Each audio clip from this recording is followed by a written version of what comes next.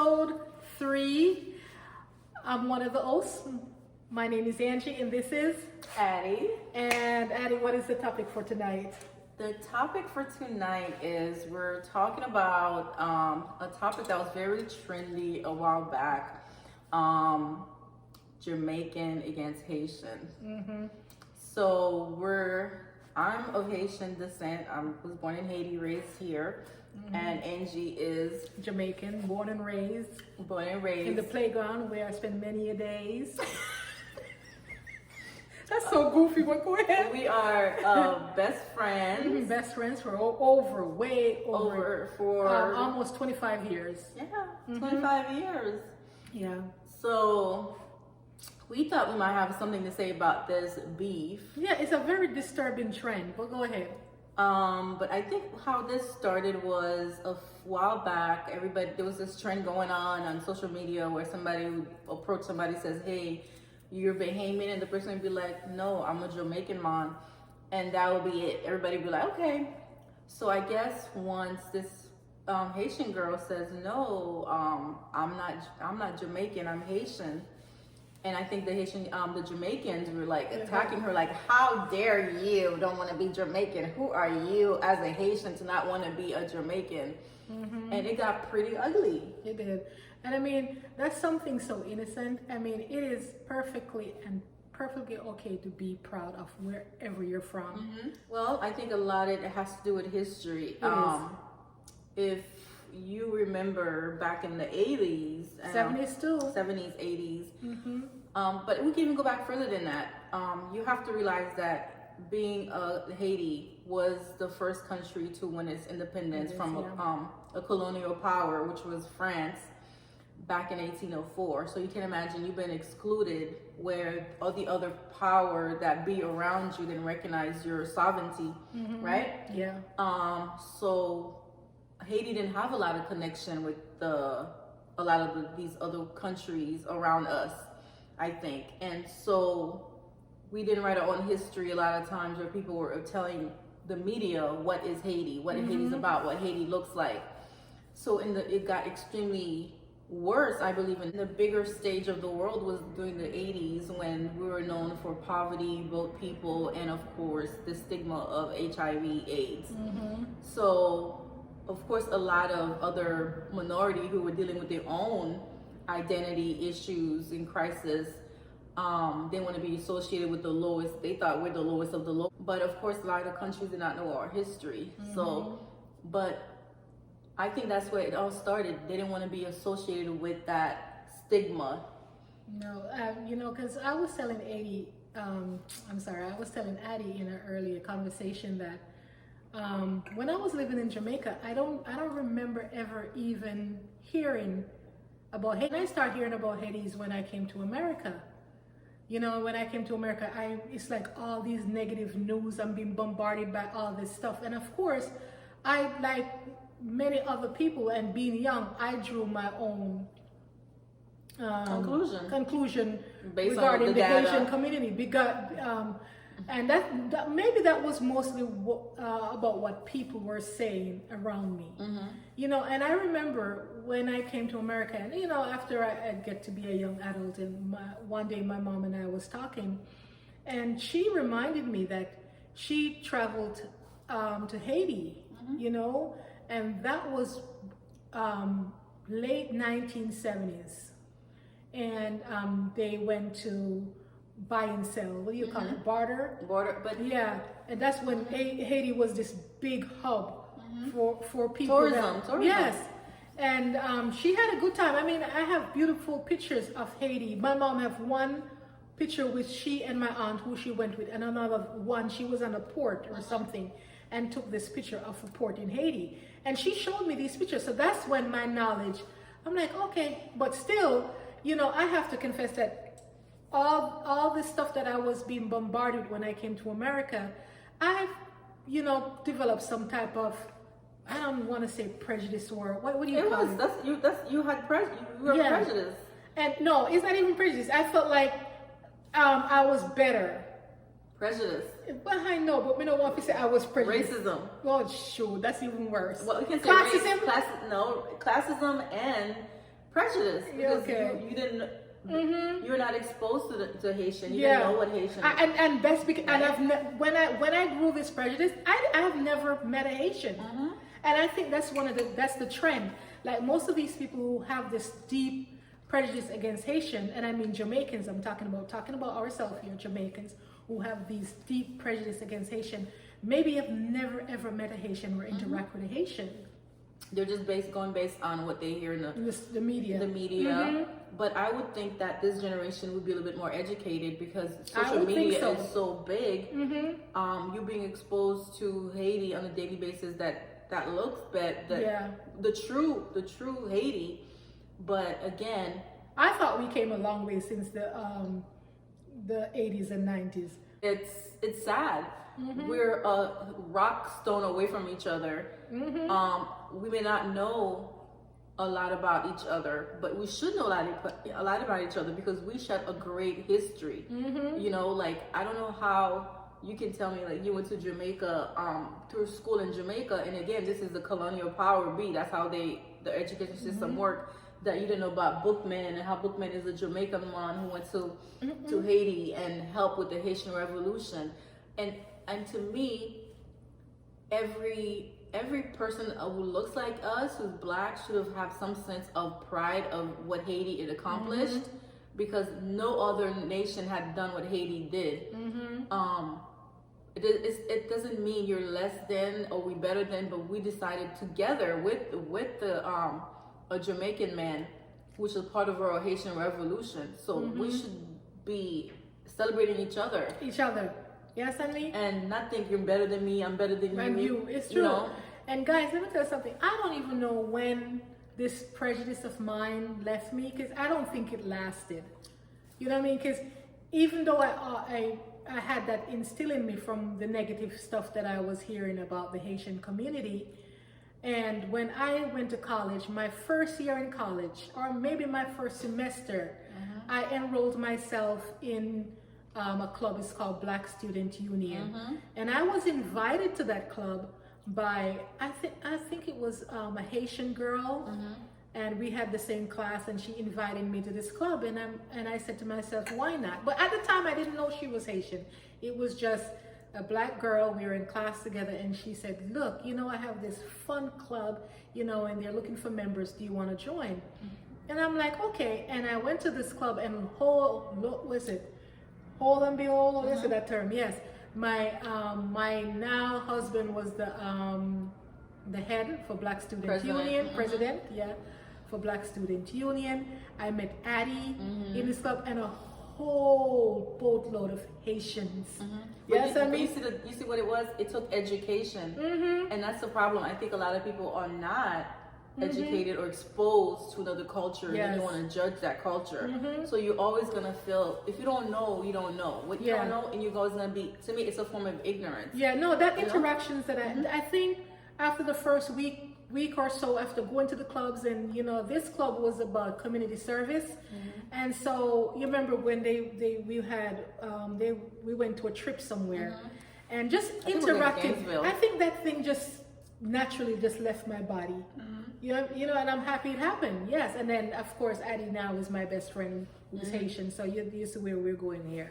But then, like I think when we traveled, because we went to other universities like UCF, and they too had a Black Student Union, and we saw Haitians of all hues, all complexion, all different status. So then that made you like, okay, you know what I mean? Like, we're one. We're one. Like, yes, I couldn't tell she we're was the Haitian, same. you know, so. Yeah, and I don't even understand why we're so divided, because if you put all of us in a room together and somebody walk in, it's just gonna be a bunch of black people. They're not gonna say, a bunch of Haitian, a bunch of Jamaican, a bunch of Trinidadian. Yes, I mean. Thank you. So I don't understand what's this divide is about, you know? And they want to say, okay, Jamaicans are better than Haitians. Why are you thinking that? I said, our Jamaican economy might be a little bit better than the Haitian economy right now, because Haitians are going through a very hard time, and that's political.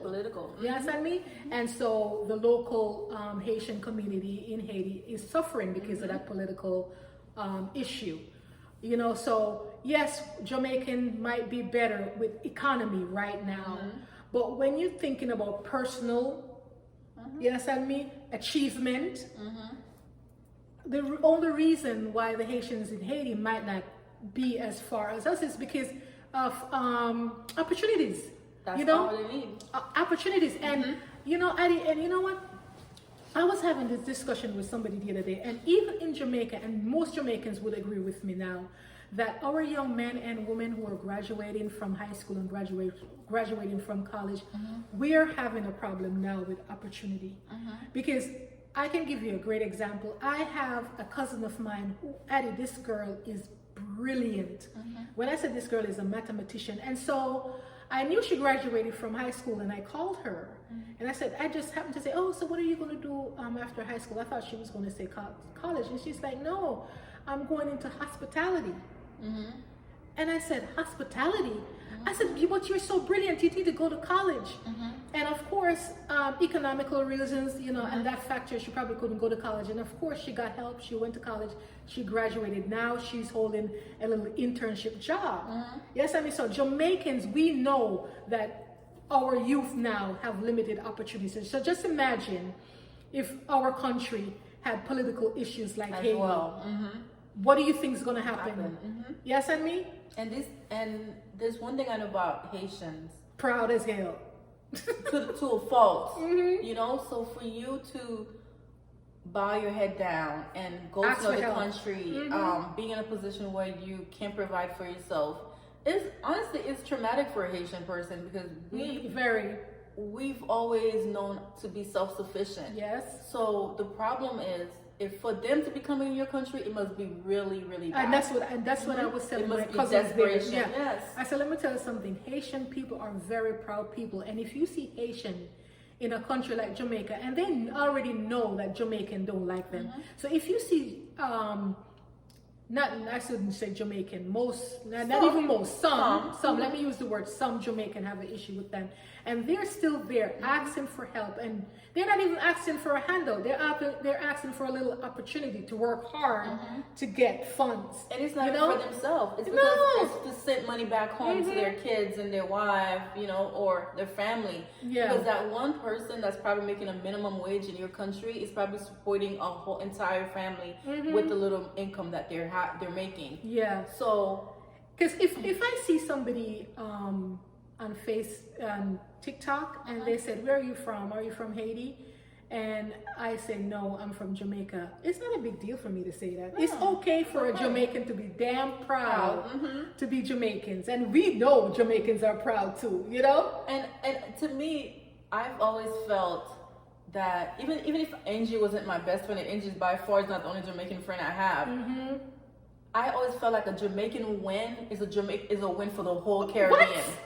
We celebrate Of you guys. course. Like when I I used to run track in high school. Like when the track team is running, I'm rooting for Jamaica. You know, nobody else, unless there's another Haitian on the team, that I'm gonna root for Haitian. But it's always, I feel like the islands, like we're all one. You know, your win is our win. We're not gonna take it away from you and pretend like I'm Jamaican, but I'm gonna celebrate your accomplishment. So I don't understand why we're still having these conversations when it should be nothing but love between us, encouragement between us, you know, learn from each other, like, you know what I mean? Yeah. Like, You know, and world. TikTok is all about making money, you know. So you're gonna go on TikTok and disgrace your brothers and sisters only because you want to make 2 coins? No. And they're gonna be making the others gonna look at them, and they're gonna be like, they can even get along. They're fighting amongst themselves. How are we supposed to respect? And that's something, respect us. So, like, we're so busy fighting each other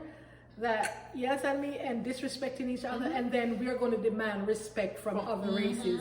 So if you can't respect your brothers and sisters, why are you demanding? Why are you mad when somebody is saying something racist if you can't respect your own brothers and sisters? You know what I mean? Yeah, and it's true. You have to think about Black people, even Black American, Jamaican. Even we're still a minority trying to get accepted for our identity. Yeah, and to have that stigma. Yeah, and guys, which is, I'm speaking for Jamaicans here. You have to understand that one of the reasons, because I've learned a lot since I've been integrated into you guys' community now, and one of the reasons why Haitians are so proud to say, yes, I'm Haitian, you have no idea what they've went through, the fight they have to do. They're coming here, they have to learn a second language before they can even get a job. Yes, the most basic job. The most basic job, they have to learn English. Even in the rehab, even in the hospital, when you speak your own language in front of a patient, they're going to tell you you can't speak it. Yes, I mean, and this is just the peripheral of the struggles that they went through that I'm talking, I'm speaking on. So if they've been through so much struggles and they're still here, they're still fighting. Mothers and fathers are putting their kids through school. Doctors, nurses, lawyers are coming out of this country. Why can't you be proud? Why, if somebody mistake you and think you're Jamaican, you say, oh no, I'm not Jamaican, I'm Haitian. Why is that an issue? That is not an issue. That is just a person being proud of their own country. And it should be like, oh, okay, I'm sorry, I didn't know. And that has happened to us many times. Like, I'm like, no, I'm not. This is who I am. Oh, okay, I'm sorry, I didn't know that. So again, but I think to me, it was very disturbing to see how deep the hatred was coming from Jamaicans. And it's ignorance. It was horrible. And I'm not talking about ignorance as in lack of education. Scholarly lack of education. I'm thinking it's ignorance, lack of culture. And exposure. And that's what I tell any parent. I said, when you're raising a child, it is beneficial to that child if you raise them in a diverse community. Yes, I mean, and not just see your neighbor, but let your child be aware of who your neighbor is. What are they, and learn that culture before you have such negative opinions of each other. And believe me, the thing that frustrates me to think about it is because other people don't see our differences. They don't see our differences. We see our differences. Which is we won. And if we are tearing each other, we're not getting anywhere. But you remember many years ago, it was the Africans. We had prejudice against the Africans. You remember that? It was the same thing. Like I said, like I went to elementary school here, and I remember where we had to leave the school like 15 minutes before. You mean the Haitians? The Haitian students. Oh, correct. We had to leave school 15 minutes before everybody else. Not because the white kids were picking on us, but because the Black Americans kids were picking on us, calling us all type of names and then the Jamaican joined them because they wanted to be cool because they spoke English and we didn't speak English. I didn't go to high school here, guys. This is not even high school. This is elementary school. Elementary? Oh, wow. So, and even at that age, I'm like, wait a minute, you look just like me. Right. I was probably maybe not even 8 years old. I'm like, wait a minute, why are you don't picking on me? These white kids just leave us alone, but you're picking on us? We look just alike. Yeah. But I think that, again, they didn't want to be associated with us because they were just themselves trying to get a little fit in. They're trying to fit in like kids, trying to fit in and trying to fit in with the crowd. But that was elementary school. This thing followed us from elementary school, middle school, until high school, until the Haitian kids decided we had enough and we had a riot. And funny enough,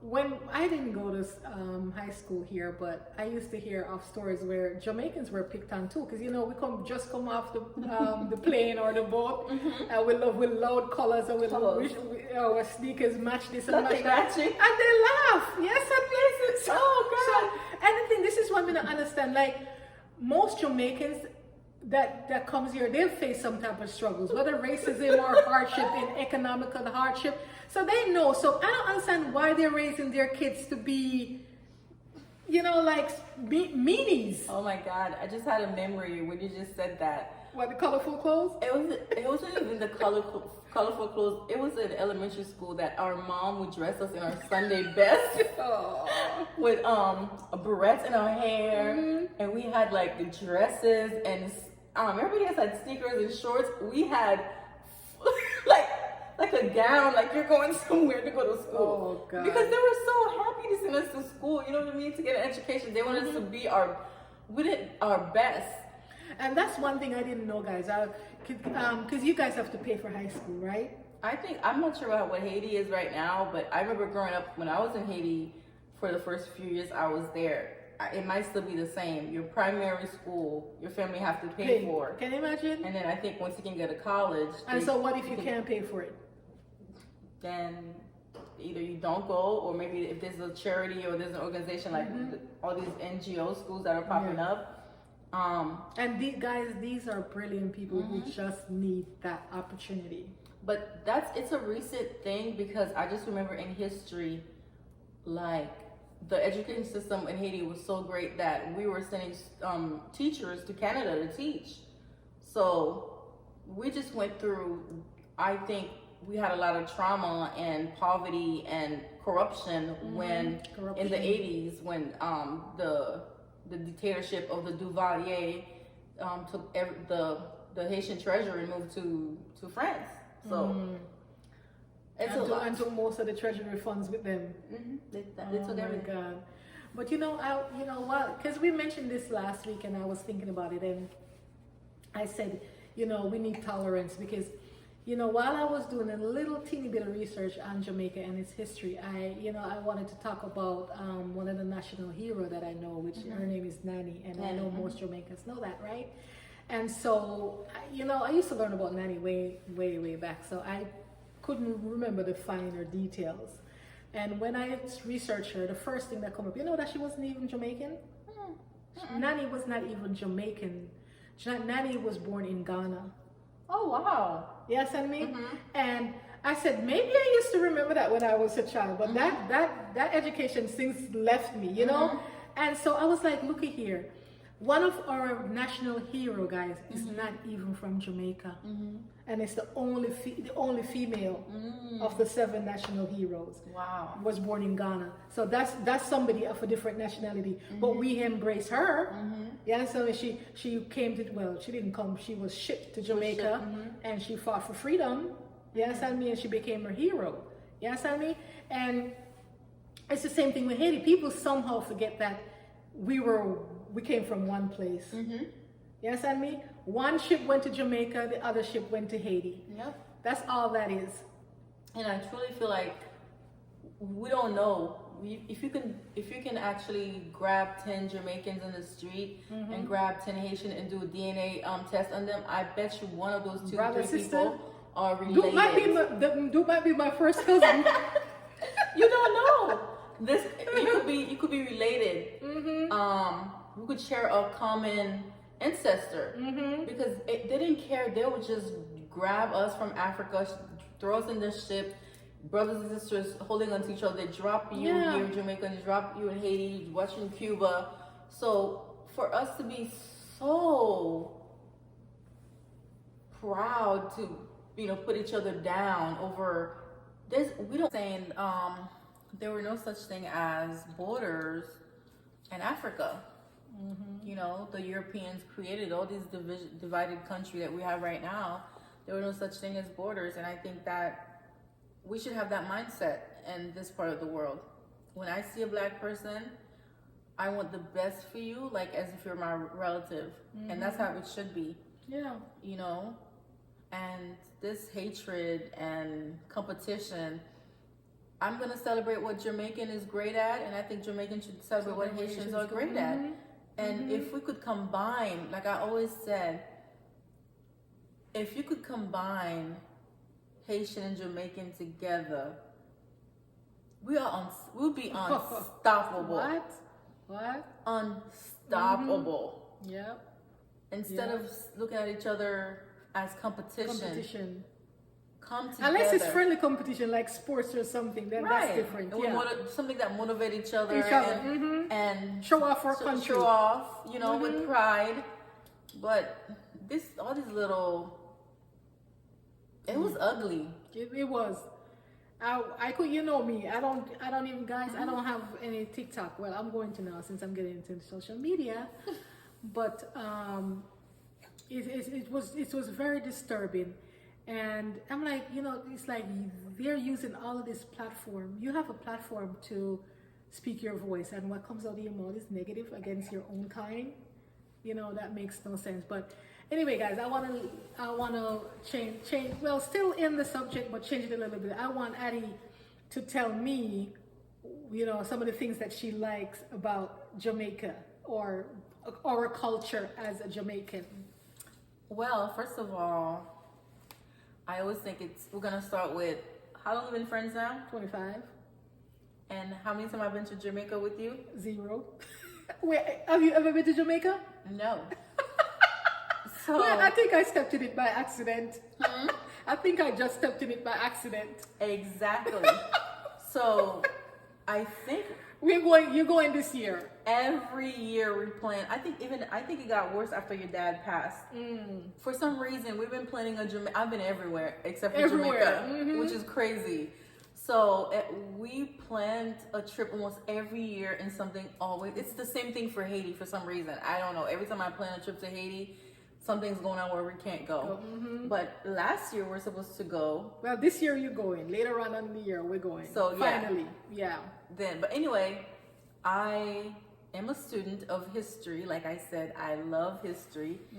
So one of when I think about Black pride and Black history is Marcus Garvey. Oh well, Marcus Garvey has been, to me, national hero. international hero. One of the first national heroes. Right. So if we could, he didn't see a Black man as a Haitian or American. We were united. And Yes. to me, that's how I think about one of the greatest hero that came out of Jamaica. And that was his philosophy, you know, was united this entire race, but he wanted us all to Black go to nationalists. Africa, go back home, right? And create our own dynasty. That was his Dynasty. whole, you know. And of course, any man, any Black man that has those mindsets is gonna be destroyed. So, Black nationalists, to me, and if you think about it, this is how important Marcus Garvey was. Marcus Garvey influenced Malcolm X's mother, Yes, he did. and Malcolm X's mother influenced Malcolm X. So, and Malcolm X is one of my heroes. Somebody that I admire.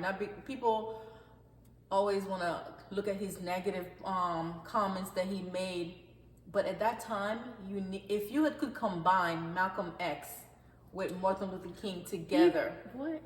this is the thing we need to talk about. How the divide and conquer has worked against us. Marcus Garvey, Malcolm X, and Martin Luther King. Whew. This is the mindset we need to have as a people. Like I said, I'm a student of history. These are the kind of things that I love. Jamaican music. She's telling us guys about Marcus Garvey, and I know some of you Jamaicans don't know the history, and she does as a Haitian. Just want to point that out. And yeah, like, of course everybody knows about Bob Marley. Oh well. Bob. What can, when you think about what one man can do for a whole nation By singing reggae. using his talent. When I tell you I'm in awe of his legacy, I respect that. And I cannot say me, I'm a runner. When I see what you guys are doing in track and field, I want to know the sauce. I need the sauce. I need the recipe, because I want. And let me tell you. Let me tell you something. Haitian also have that sauce. That's what I was just about to say. However, they need an opportunity. Opportunity They need and a stadium development. so they can practice. Can The you infrastructure. Can you imagine if Jamaican coaches took some of, you know how hungry and determined these Haitian kids are? You use that same concept in Jamaica,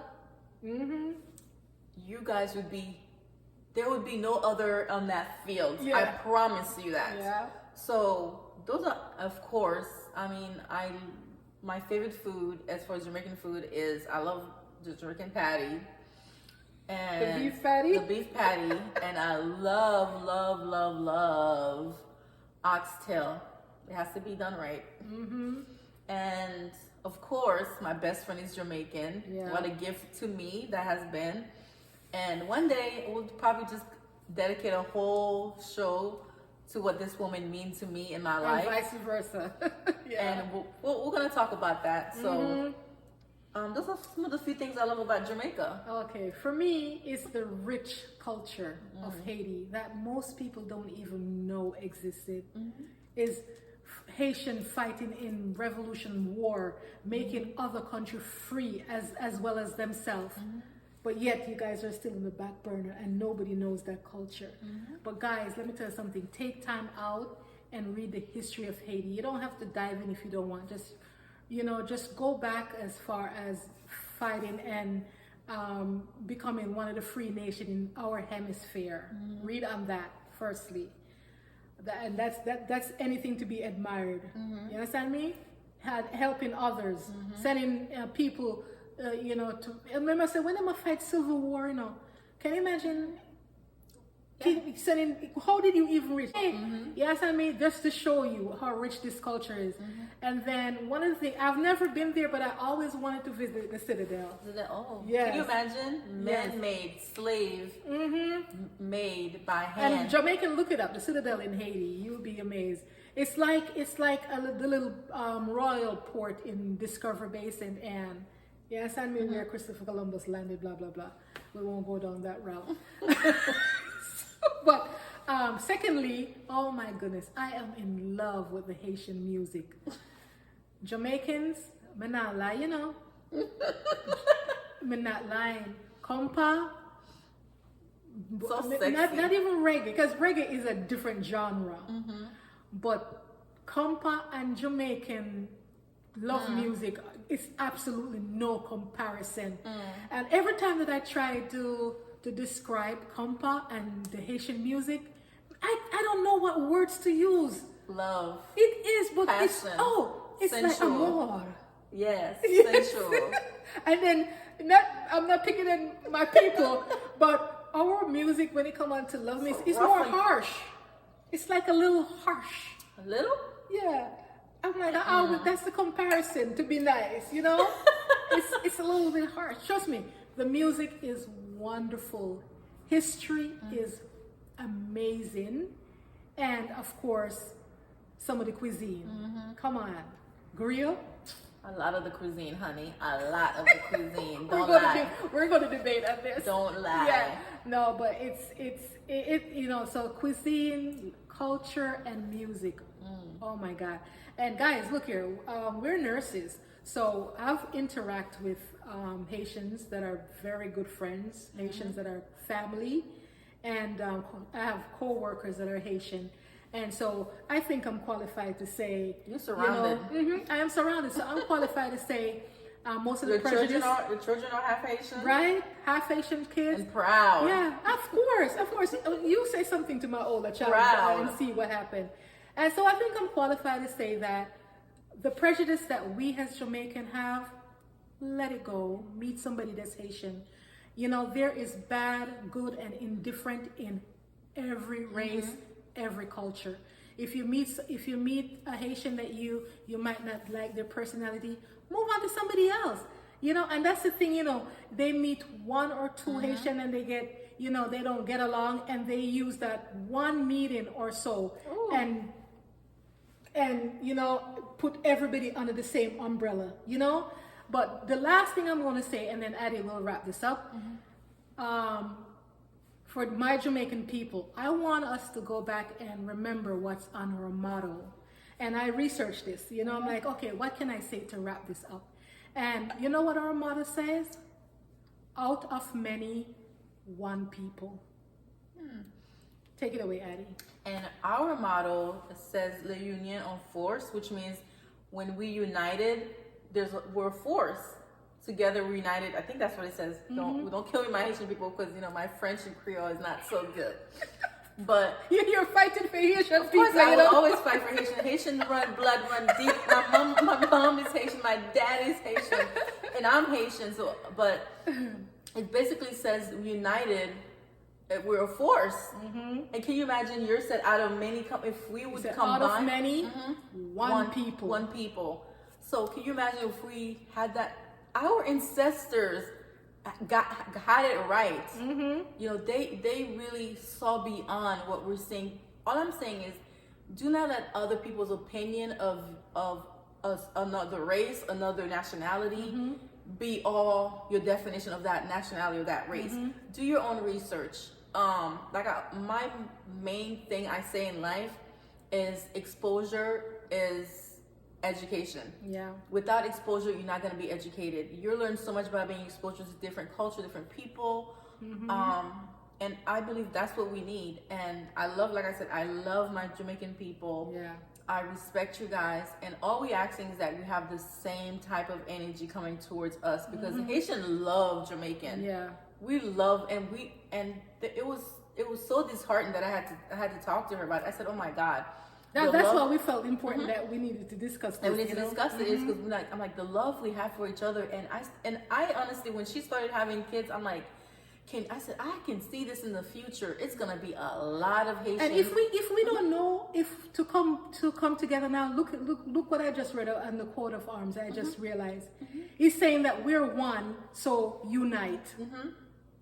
That's the bridge that I'm drawing from what we just said. Yeah. What more evidence do you need? Two different countries, two different coat of arms. But when you put it together, it makes one sentence that's for everybody, every African American, black or other on this earth. Okay. And I always go with one thing. I see blackness. I don't hyphenate American, Haitian, Jamaican, whatever. We're black. We're supposed to be looking out for each other. And like, just to end it, like a couple weeks ago, I was watching this video. It was an older lady. She's not even 50, beautiful lady. She said when she was young, this is before internet, phone, cell phone, her father would put her in a plane to go visit her mom. And her father would say to her, if you're in trouble, look for a black sister. Look for a sister. And she said, can you imagine my father, being the child that I am, knew that I would be safe with any black person before the person that he entrusted me with in the plane with. That's how I live my life. And she said, and I thought it was a beautiful, when she said, I still follow that mantra. Like, when I walk in the room, I always look for us. And if I don't see us or other, I know I don't belong in that room. And that's it on my part. And that's it, guys. Have a good night. Please remember, subscribe.